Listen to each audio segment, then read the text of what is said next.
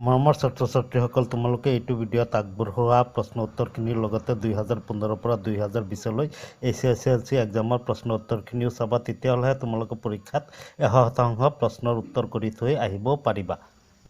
এতিয়া আমি আলোচনা কৰিবলৈ আগবাঢ়িছোঁ অংকন অধ্যায় 11 পাঠটিৰ পৰা 2021 SSLC এক্সামত আহিব পৰা সম্ভাৱনাৰ প্ৰশ্ন নং 1। এই প্ৰশ্নটো তোমালোকৰ কিতাপৰ 260 পেজৰ 1.1 অনুশীলনীৰ 2 নং প্ৰশ্নটো ইয়াত দুই ধৰণৰ আছে।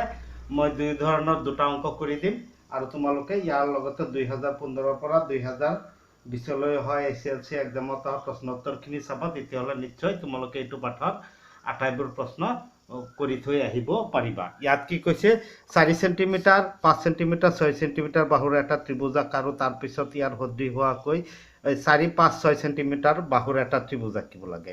এতিয়া আমি 4 BC 5 সেণ্টিমিটাৰটো আঁকি লৈছোঁ। ইয়াত 5 সেণ্টিমিটাৰ দৈৰ্ঘ্যৰ BC আঁকি ল'লোঁ, BC। তাৰপিছত আমাৰ কি আঁকিব লাগে, 4 সেণ্টিমিটাৰ দৈৰ্ঘ্যৰ AB। ইয়াত আমি জোখ লৈ লওঁ 4 সেণ্টিমিটাৰ দৈৰ্ঘ্যৰ AB। ইয়াত 4 সেণ্টিমিটাৰ লৈ B বিন্দু কেন্দ্ৰ কৰি আঁকা। তাৰপিছত আনটো বাহু আছে কিমান, 6 সেণ্টিমিটাৰ। 6 সেণ্টিমিটাৰ দৈৰ্ঘ্যৰ জোখ লোৱা। কম্পাছত 6 সেণ্টিমিটাৰ লৈ কি কৰিবা, ইয়াৰ পৰা C বিন্দুক কেন্দ্ৰ কৰি এইটো আঁকি দিবা। আঁকি দিয়াৰ লগে লগে তাৰপিছত এই দুটা সংযোগ কৰি দিবা।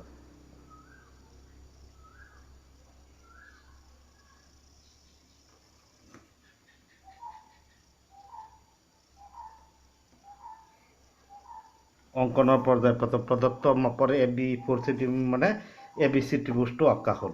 এতিয়া BC B বিন্দুত সূক্ষ্ম কোণ হোৱাকৈ এডাল ৰেখা আঁকা আৰু ইয়াত সমান সমান দূৰত্বত P1 P2 P3 বিন্দু লোৱা। এতিয়া আমি ইয়াত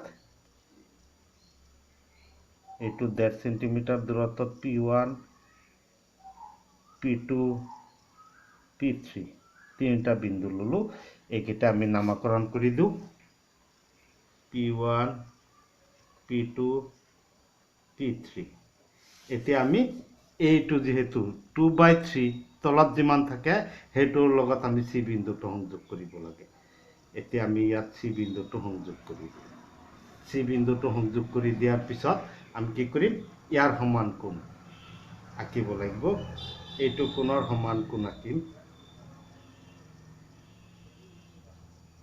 এইটো কোণৰ সমান কোণ আঁকিব লাগিব আমি ইয়াত। এনেকৈ আঁকি লোৱা। তাৰপিছত প্ৰথমতে এই দৈৰ্ঘ্যটোৰ জোখ লোৱা। এইটো যিমান হয় সিমানখিনি জোখ লৈ ইয়াৰ পৰা ইয়াত আঁকি দিয়া। এতিয়া এইটো আৰু এইটো বিন্দু সংযোগ কৰি দিয়া। এই য'ত কাটিছে এই বিন্দুটোৰ লগত এইটো সংযোগ কৰি দিয়া। ইয়াত ক'ত কাটিব, C' বিন্দুত কাটিছে। এইটো C', আমি এই বিন্দুটোৰ নাম দিম C'। এতিয়া এই C' বিন্দুত আমি কি কৰিব লাগিব, এই কোণটোৰ সমান কোণ আঁকিব। এই কোণটোৰ সমান কোণ আঁকিম আমি এনেকৈ এই C' বিন্দুত এনেকৈ আঁকি দিম। তাৰপিছত এইখিনিৰ পৰা এইখিনিলৈ দৈৰ্ঘ্যৰ জোখটো লোৱা।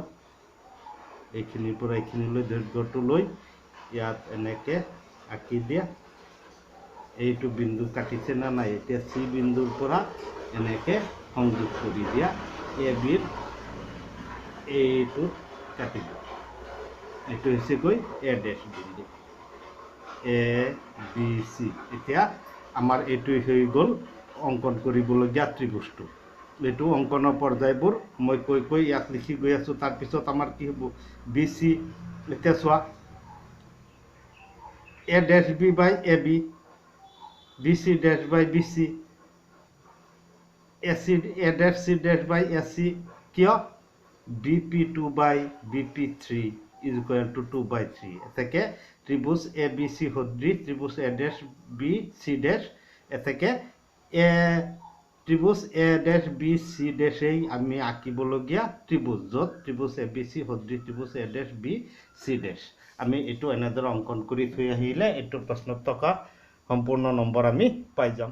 এতিয়া আমি আলোচনা কৰিবলৈ আগবাঢ়িছোঁ কনষ্ট্ৰাকশ্যন অধ্যায় 11 পাৰ্টিৰ পৰা 2021 আহিব পৰা সম্ভাৱনাময় ইম্পৰ্টেণ্ট কমন কুৱেশ্যন ন টু এই প্ৰশ্নটো তোমালোকৰ কিতাপত 263 পেজৰ 1.1 অনুশীলনীৰ তৃতীয়টো প্ৰশ্ন 5 সেণ্টিমিটাৰ 6 সেণ্টিমিটাৰ আৰু 7 সেণ্টিমিটাৰ বাহুৰ এটা ত্ৰিভুজাকাৰ আৰু তাৰ পাছত আন এটা ত্ৰিভুজাকাৰ যাৰ বাহুবোৰ প্ৰথম ত্ৰিভুজটোৰ বাহুবোৰৰ 7/5 গুণ হয় 7/5 গুণ হোৱাকৈ আমি আন এটা ত্ৰিভুজ আঁকিব লাগিব প্ৰথমতে আমি কি আঁকি ল'লোঁ 6 সেণ্টিমিটাৰ দৈৰ্ঘ্যৰ আমি BC আঁকি ল'লোঁ BC এতিয়া BC আঁকি লোৱাৰ পিছত আমাৰ কি হ'ব এইটো 5 সেণ্টিমিটাৰ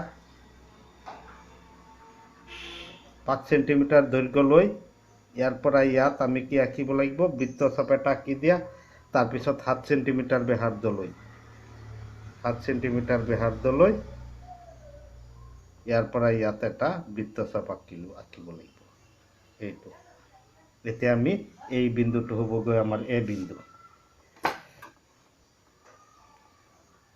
এইটো হ'লগৈ আমাৰ এ বিন্দু এতিয়া আমি ইয়াত কি কৰিব লাগিব সূক্ষ্ম কোণ এটা আঁকিম BXত সূক্ষ্ম কোণ আঁকি আমি 7টা বিন্দু ল'ব লাগিব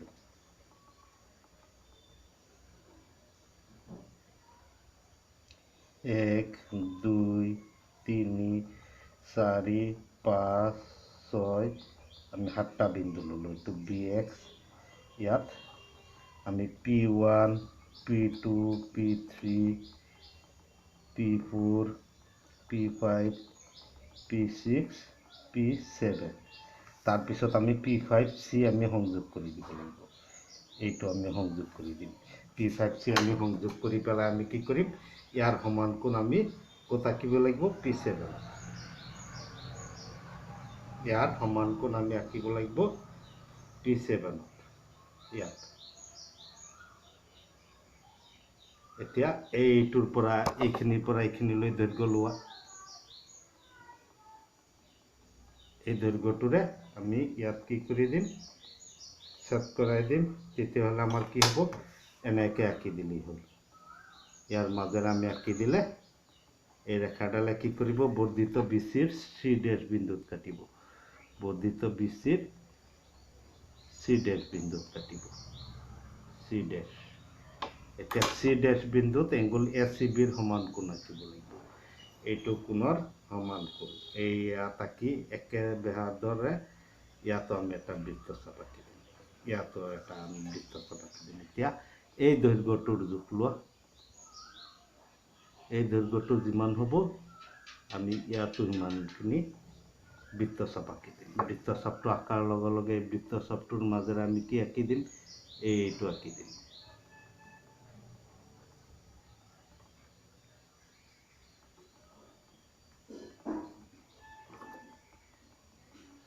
এইটো আঁকি দিলোঁ এইটো বৰ্ধিত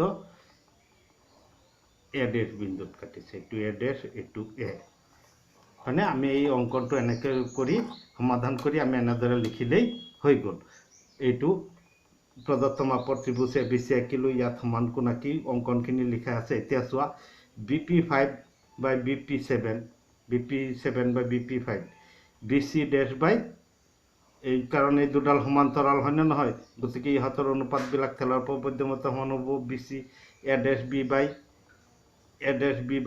AB কিমান 7/5 BP7 কিমান 7 আৰু BP5 কিমান 5 7/5 এতেকে এংগল B = এংগল B এই ত্ৰিভুজটোৰ সাধাৰণ কোণ এতেকে ত্ৰিভুজ A'BC' = ত্ৰিভুজ ABC সদৃশ এতেকে এই ত্ৰিভুজ A'BCA হ'ল আমি আঁকিবলগীয়া সদৃশ ত্ৰিভুজটো যাৰ বাহুবোৰ প্ৰথম ত্ৰিভুজটোৰ 4/3 গুণৰ সমান হয় তোমালোকে আটাইবোৰ প্ৰশ্নৰ উত্তৰ যাতে পৰীক্ষাত কৰিও আহিব পাৰা সেইবাবে তোমালোকে কি কৰিবা 2015 পৰা 2020 লৈ হোৱা আটাইবোৰ প্ৰশ্ন উত্তৰ চাবা লগতে এই ইম্পৰ্টেণ্ট হিচাপে আগবঢ়োৱা প্ৰশ্ন উত্তৰখিনি চাবা তোমালোকে 100% নম্বৰ নিশ্চয় পাই যাবা মৰমৰ ছাত্ৰ ছাত্ৰীসকল ভিডিঅ'টো চাই ভাল লাগিছে যদি ভিডিঅ'ত এটা লাইক আৰু এটা কমেণ্ট নিশ্চয় কৰিব লগতে চেনেলটো ছাবস্ক্ৰাইব কৰি ল'ব আৰু বেল আইকনটো টিপি দিয়া যাতে নতুন নতুন ভিডিঅ'ৰ আপডেট লগে লগে পাই যোৱা 2015 পৰা 2020লৈ HSLC ফাইনেল এক্সামৰ প্ৰশ্ন উত্তৰখিনি চন হিচাপে প্ৰতিটো অধ্যায়ৰ বাবে একোটা প্লেলিষ্ট আজি ভিডিঅ'ৰ ডেছক্ৰিপশ্যনত লিংক দি থৈছোঁ প্লেলিষ্টত গৈ ভিডিঅ'বোৰ একাধিক্ৰমে চাই যোৱা